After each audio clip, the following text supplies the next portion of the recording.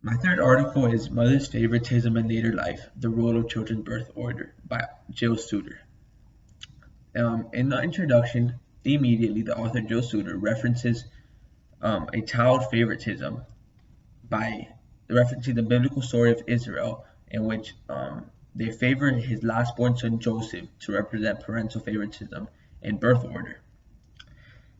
Jill Suter also describes middleborns to be at a disadvantage, stating that they were less emotionally close to their parents and have less of a personal connection to them. This is a unique take because most articles discuss the the short-term impact between parents and their adolescents or college students in relation to birth order. But this article takes the point of long-term impact, so you could see the time how it progresses from birth order throughout adolescent years, going on teenage years to the time they're at right now.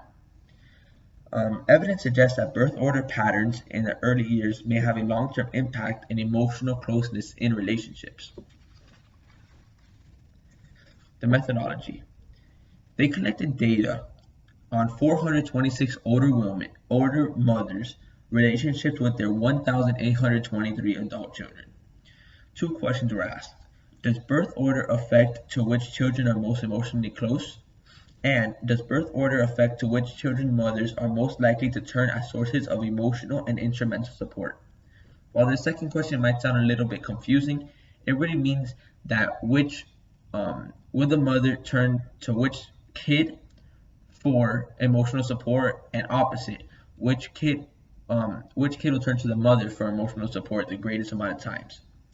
The Massachusetts town list was the source of the sample, and of the mothers selected, a 1 to 2 hour interview was taken to get the evidence. After each answer that the mother chose during the interview, a follow-up question was asked, and it was why. Why the answer they chose was their answer they chose. Results. When asked who the mother was most emotionally closest to, the mothers were much more likely to pick the firstborn rather than the middle or eldest child. But the odds of choosing the lastborn to middleborn was 80% greater odds, which basically signifies that the middleborn was the least likely to be chosen by the mother to have emotional support.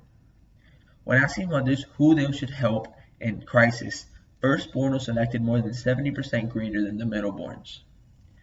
Overall, the findings suggest that mothers are more likely to choose their firstborn or lastborn rather than their middleborn child in emotional scenarios.